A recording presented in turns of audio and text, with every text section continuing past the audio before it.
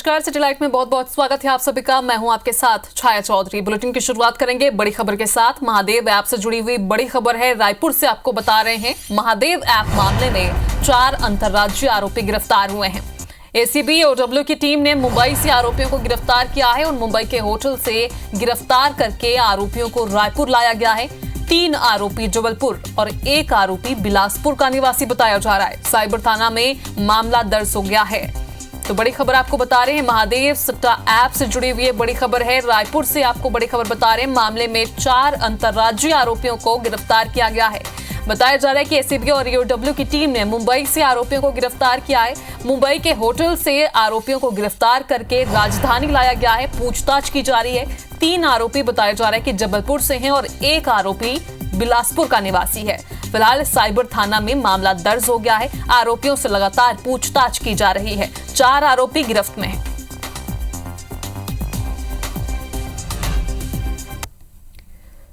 वहीं मध्य प्रदेश की राजधानी भोपाल से भी बड़ी खबर आपको बता दें, रातीबड़ पुलिस ने बड़ी कार्रवाई की है। लूटपाट के 3 आरोपियों को कोलार से गिरफ्तार किया है। बड़ी सफलता पुलिस को हासिल हुई है। 19 जुलाई को लूट और अपहरण मामले में ये कार्रवाई की गई थी। आरोपियों से कार, मोबाइल और रुपये भी जब्त किए गए हैं। तो भोपाल से आपको बड़ी खबर बता रहे हैं, रातीबड़ पुलिस ने बड़ी कार्रवाई को सफलता हासिल हुई है। लूटपाट के 3 आरोपियों को कोलार से पुलिस ने गिरफ्तार कर लिया है। आपको बता दें कि 19 जुलाई को लूट की वारदात सामने आई थी। अपहरण के मामले में ये कार्रवाई की गई है। आरोपियों से फिलहाल कार, मोबाइल और जो उतनी भी नकदी थी वो जब्त कर ली गई है।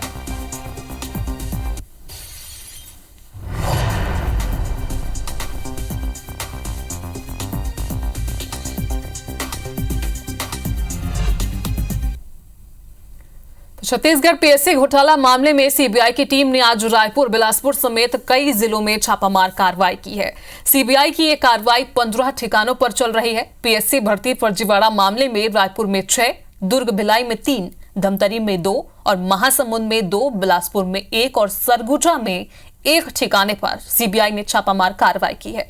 सीजीपीएससी के पूर्व अध्यक्ष टामन सोनवानी के धमतरी स्थित पैतृक गांव सरबदा में सीबीआई की टीम ने दबिश दी। सीबीआई के 13 अधिकारियों ने घर में मौजूद लोगों से पूछताछ की, साथ ही दस्तावेजों की जांच की और टीम करीब 4 घंटे बाद वापस लौट गई। वहीं बिलासपुर में कांग्रेस नेता राजेंद्र शुक्ला के तिफरा और यदुनंदन नगर स्थित आवास में सीबीआई की टीम ने दबिश दी है। 8 से 10 सदस्यीय टीम कांग्रेस नेता के आवास में जांच करने पहुंची।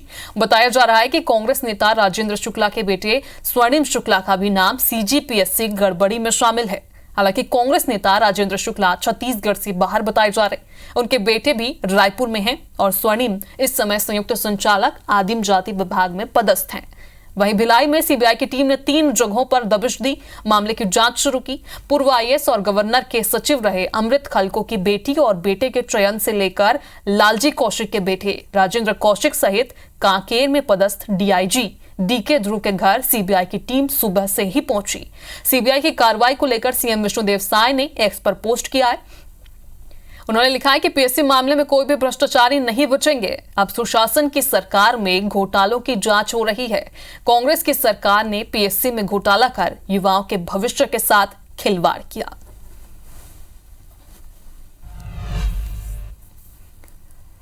तो इधर भोपाल में दिन दहाड़े शराब कारोबारी से लूट का सनसनीखेज मामला सामने आया। गोविंदपुरा थाना इलाके के सुभाष नगर विश्राम घाट के सामने स्थित रचना टावर के फ्लैट में दफ्तर में लूट की वारदात हुई है।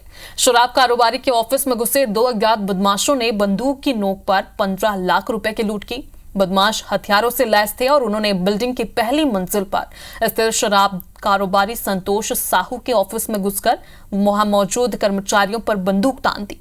यही नहीं, बदमाशों ने दफ्तर में मौजूद सभी कर्मचारियों को बंधक बनाया और अलमारी में रखे 15 लाख रुपए नकदी लूट कर फरार हो गए। लूट की पूरी वारदात सीसीटीवी में कैद हो गई है। पुलिस शहर की नाकेबंदी कर आरोपियों की तलाश कर रही है।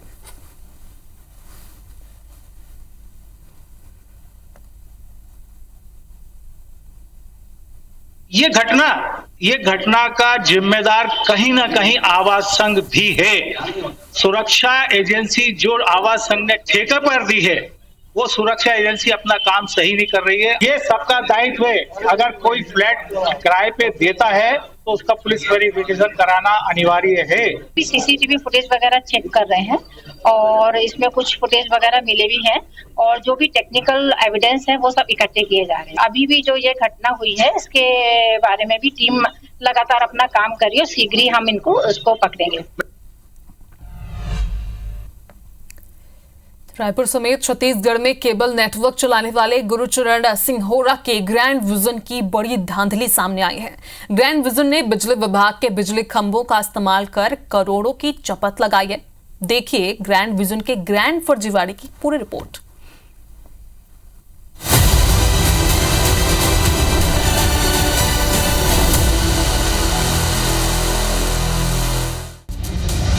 सरकार को ग्रैंड चपत,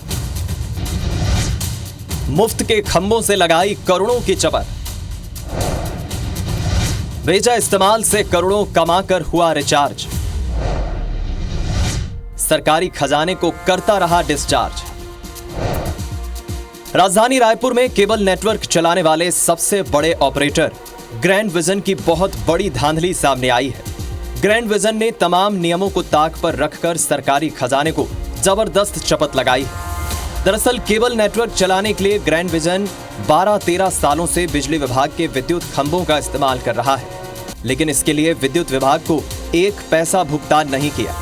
पैसा देना तो दूर, ग्रैंड विजन ने विद्युत पोल के इस्तेमाल के लिए सीएसईबी के सर्कल कार्यालय में आवेदन करना भी जरूरी नहीं समझा और ना ही बिजली विभाग से कोई एग्रीमेंट किया, जबकि ऐसा करना अनिवार्य था। सरकारी नियमों के खुलेआम उल्लंघन और सरकारी शुल्क की चोरी का यह मामला रायपुर शहर के सर्कल 2 क्षेत्र में सामने आया। अभी उपलब्ध दस्तावेजों के अनुसार अभी हमने बीच में चेक करा है कल, तो उसके अनुसार इनके द्वारा अभी तक कोई राशि जमा नहीं की है। जैसा कि आप बता रहे हैं और संज्ञान में आया है, तो हम इसकी जांच कराएंगे और जांच के अनुसार जो भी कृत कार्रवाई वो करके आपको अवगत कराएंगे। रायपुर के सर्कल 2 रीजन में गुड़ियारी से लेकर कोटा और टाटीबंध तक का इलाका आता है। इसी क्षेत्र में ही सीएसईबी के करीब 20,000 बिजली के खंभे हैं। बिजली विभाग के सर्कल 2 मुख्यालय से महज चंद मीटर दूर कॉलोनी में ही दशकों से ग्रैंड विजन अपना केबल नेटवर्क चलाता आ रहा है।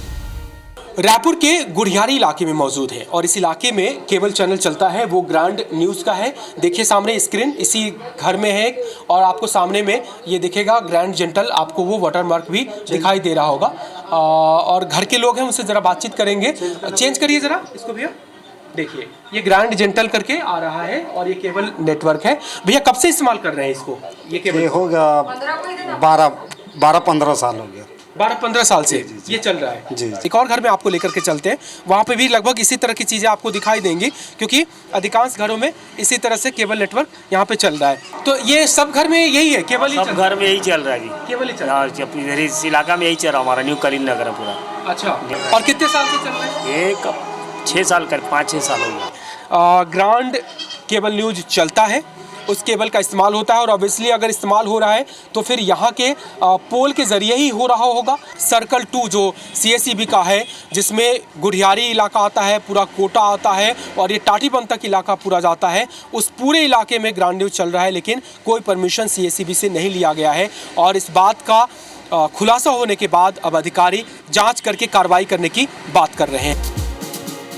नियम के मुताबिक साल 2012 से 2021 तक ग्रैंड विजन पर प्रति पोल 400 रुपए सालाना शुल्क और 2022 से अब तक प्रति पोल 100 रुपए का शुल्क देना होगा। इस पर जीएसटी चार्ज और सालाना जुर्माना की राशि जोड़ लें तो ये राशि 7 से 8 करोड़ के बीच जाती है। सालों से केबल नेटवर्क के जाल से करोड़ों रुपए की खैरात ले रहे ग्रैंड विजन नेटवर्क के इस ग्रैंड फर्जीवाड़े पर अब विभाग शिकंजा कसने जा रहा है। राजेश राज, IBC 24, रायपुर।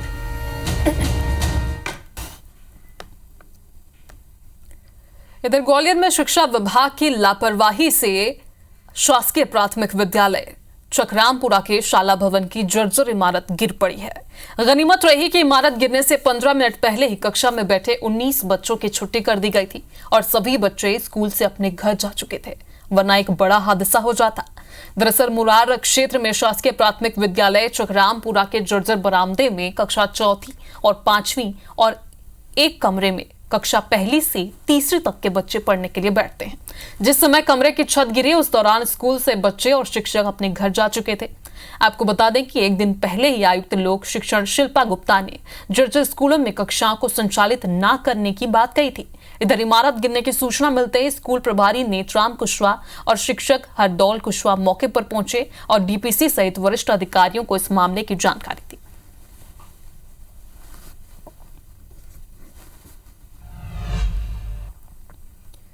तो इसी बीच ग्वालियर से आपको बड़ी खबर बता दें, जिवाजी यूनिवर्सिटी पहुंचा है भारी पुलिस फोर्स और धरना दे रहे एनएसयूआई कार्यकर्ताओं को हटाने के लिए पुलिस बल पहुंचा है।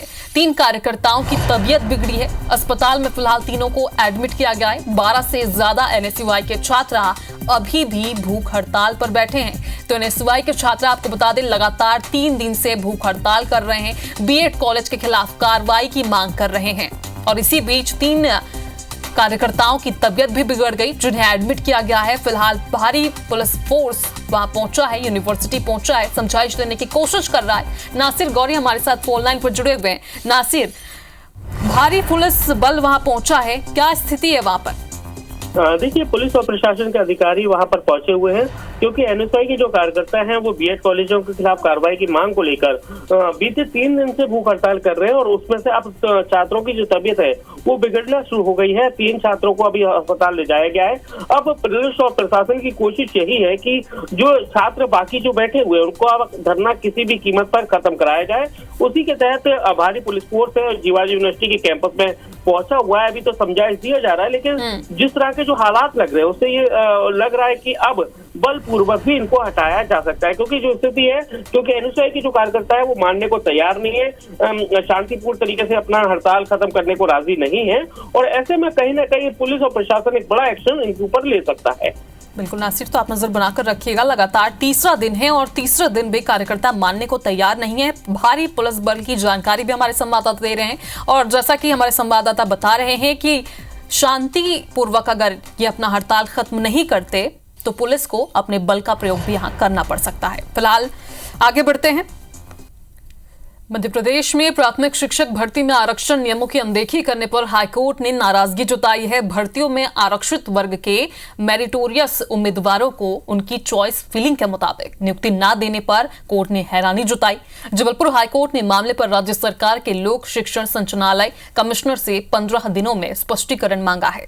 हाईकोर्ट ने यह आदेश आरक्षित वर्ग के उन मेरिटोरियस उम्मीदवारों की याचिका पर दिया है जिन्हें ज्यादा अंक होने पर भी मनचाही जगह पोस्टिंग का लाभ नहीं दिया गया। याचिका में कहा गया है कि ज्यादा अंक लाने वाले आरक्षित वर्ग के उम्मीदवारों को उनकी चॉइस फिलिंग के खिलाफ ट्राइबल वेलफेयर विभाग में नियुक्ति दे दी गई, जबकि उनसे कम अंक वालों को शिक्षा विभाग में नियुक्त कर दिया गया। मध्य प्रदेश स्कूल शिक्षा विभाग और ट्राइबल वेलफेयर विभाग द्वारा लगभग 18 से 20 हजार प्राथमिक शिक्षकों के पदों की जो भर्ती की गई है, सैकड़ों ऐसे मेरिटोरियस स्टूडेंट है SC ST OBC और EWS कैटेगरी के कि जिनको उनकी चॉइस के आधार पर पोस्टिंग नहीं दी गई है और 15 दिन के अंदर इस पॉइंट पे स्पेसिफिक जवाब कोर्ट में दाखिल करें कि पोस्टिंग के दौरान क्यों नहीं आपने सुप्रीम कोर्ट की गाइडलाइन फॉलो की है। इधर हेमचंद यादव विश्वविद्यालय के द्वितीय दीक्षांत समारोह में सीएम विष्णुदेव साय शामिल हुए। इस दौरान सीएम ने कहा कि डबल इंजन की सरकार बनने के बाद छत्तीसगढ़ अब विकसित राज्य बनने की दिशा में आगे बढ़ रहा है।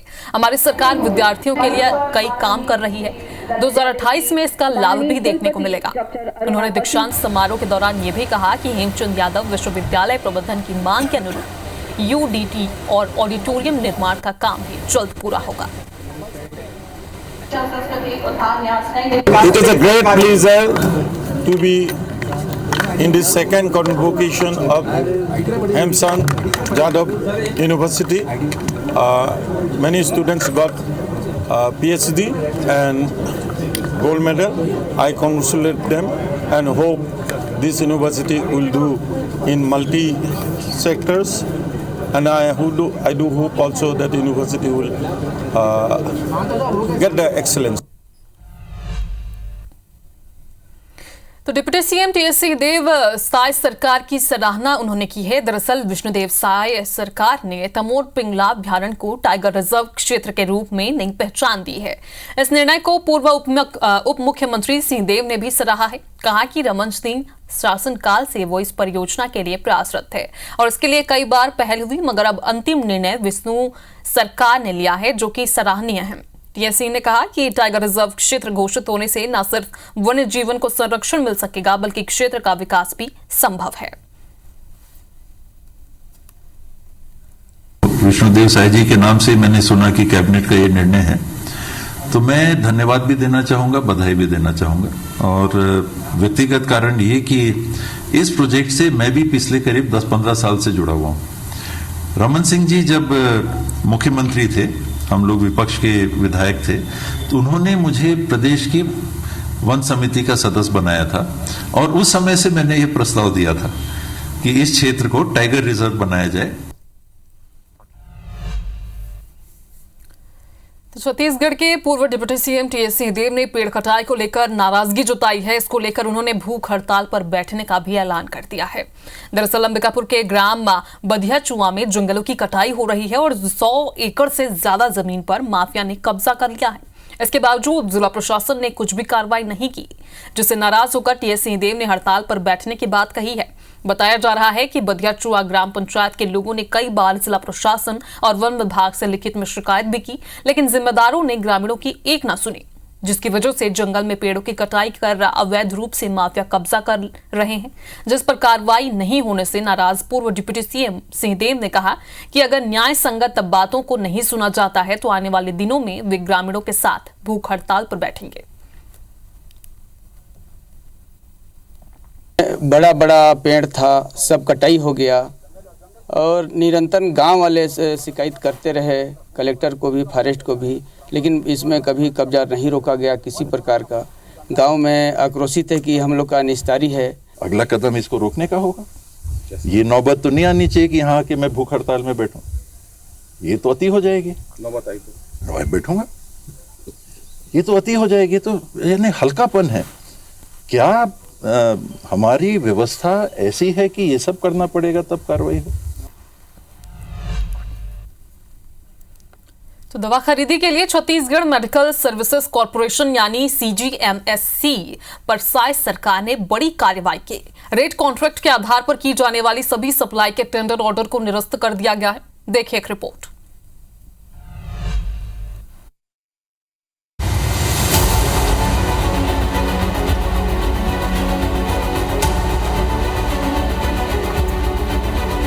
छत्तीसगढ़ की साय सरकार ने CGMSC को लेकर बड़ी कार्रवाई की है। सरकार ने साल 2017-18 के बाद स्वास्थ्य विभाग के रेट कॉन्ट्रैक्ट के आधार पर की जाने वाली सभी सप्लाई के टेंडर ऑर्डर को निरस्त कर दिया है। इस एक आदेश से करीब 100 करोड़ का टेंडर खत्म हो गया। छत्तीसगढ़ में स्वास्थ्य विभाग CGMSC के जरिए दवा और मेडिकल उपकरणों की खरीदी करता था, लेकिन गठन के कुछ सालों बाद ये संस्था घोटालों और भ्रष्टाचार में डूब गई। लेकिन परचेज में ऊंचे दाम पर ब्लैक लिस्टेड कंपनी से करोड़ों की दवा खरीदी गई। गोदाम में पड़े पड़े करोड़ों की दवा एक्सपायर हो गई। इस कारण अब सरकार ने कई टेंडर्स को निरस्त कर दिया है।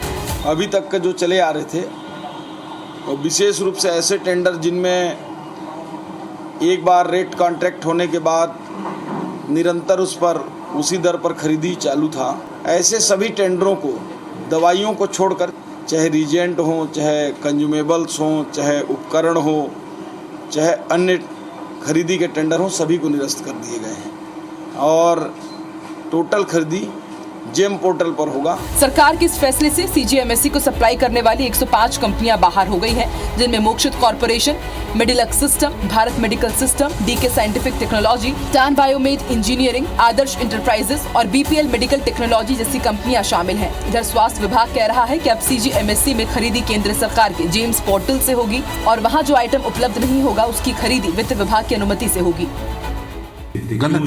गलत है। क्यों लिया? ये जिसको हम लोग कहते हैं नी जर्क रिएक्शन की, कहीं कोई बात आई तो झटके में कुछ कर लिया। अब मैं कहना नहीं चाहता है कि ये पोर्टल वोटल के माध्यम से भी कैसे खरीदी होती है, क्या होती है, कहाँ सेटिंग है, कहाँ जुगाड़ है।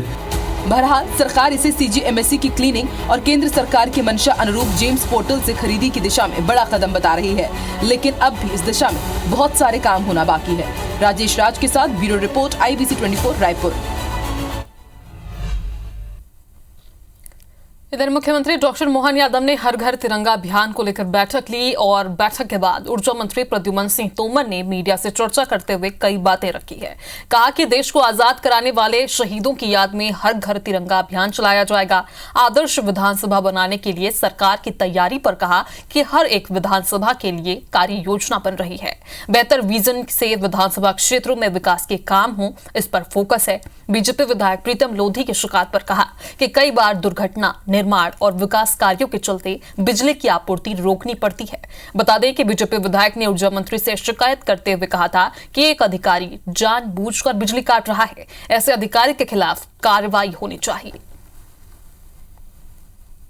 आज माननीय मुख्यमंत्री ने हर घर तिरंगा यात्रा पर समीक्षा भी की है। सम्मानित वीरों ने इस देश के लिए जो कुर्बानी दी है, उस कुर्बानी को भी स्मरण करें, उस तिरंगा को सलाम करें। निश्चित रूप से विजन डॉक्यूमेंट के तहत कार्य योजना बन रही है और हर विधानसभा का एक अच्छा स्वरूप उभर के आए, वो काम कर रहे हैं। बैठक बुला के समीक्षा कर रहे हैं। आप मेरी बात को समझिए, समीक्षा करके लोगों की बात को सुन रहे हैं।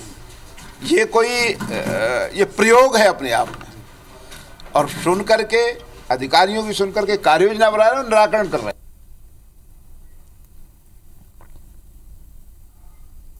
खबर रायपुर से, जहां शंकर नगर स्थित BTI मैदान में स्कूल में पेरेंट्स मीटिंग के बाद एक ऑटो में 16 से 17 बच्चों को ठूस कर ले जाने का मामला सामने आया है। बच्चे कचना स्कूल के थे और चिंता की बात यह थी कि बच्चों को ऑटो के पीछे के पल्ले में भी बिठाया गया था। ऐसे में उनके गिरने पर सीधे सड़क पर चल रहे वाहन के नीचे आने का खतरा बना हुआ था। मौके का जायजा लिया है हमारे संवाददाता संदीप शुक्ला ने। सरकारी स्कूलों में बदहाल शिक्षा व्यवस्था पर हम लगातार खबर दिखाते हैं, जर्जर बिल्डिंग भी दिखाते हैं स्कूलों की। लेकिन आप देखिए सरकारी स्कूल के बच्चों के साथ क्या रवैया होता है। पेरेंट टीचर मीटिंग में बच्चों को स्कूल बुलाया गया था। ये एक ऑटो है और इस एक ऑटो में कितने लोग हैं आप देखिए, आप गिनना मुश्किल हो जाएगा। अभी हम आपको निकाल के भी बताएंगे कि आखिर कितने बच्चे हैं। चारों तरफ से आप देखिए कि खचाखच ये ऑटो जो है वो भरा हुआ है। कितने हैं भैया बच्चे अभी? 16 बच्चे। देखिए तेज बारिश हो रही है, वरना हम दिखाते 1 2 3 4 5 6 7 8 9 10 11 12 13 14 बच्चे जो हैं आप देख सकते हैं। ये सामने बैठे हुए हैं, भारी तेज बारिश है। ये किनके द्वारा बुलाया गया था इनको? ये प्राइंस बिल्डिंग मम्मी लोग बुलाए थे, ये BTI का। BTI लाए कहाँ से? कौन से स्कूल से? कचना से लाए। कचना लोग भेजे हैं क्या ऑटो में? कचना नहीं, माँ बाप भेजे। एक मिनट रुकिएगा। पीछे भी देखिए 14 बच्चे ये थे और 3 बच्चे देखिए यहाँ पर पीछे बैठे हैं। और जिस पल्ले पे ये बैठे हैं, जिस दरवाजे पे, अगर वो खुलेगा तो सीधे यहाँ पर नीचे आके गिरेंगे। बेटा स्कूल कहाँ जाते हो तुम? BTI। रोज ऐसे ही आते हो क्या? नहीं, हम लोग उधर बैठते हैं। उधर बैठते हैं। देखिए 16 बच्चे हैं और बारिश अगर नहीं होती तो हम आपको निकाल कर बताते हैं कैसे कतार बच्चों की है। और लगातार यहाँ से ऐसे ही बच्चे निकल रहे हैं। एक ऑटो में 16 से 20 बच्चों को लेकर ऑटो चल रहा है। तो सोचिए माँ बाप हों चाहे शिक्षक, इसका सरकारी स्कूलों के बच्चों की सुरक्षा को लेकर कितने गंभीर है।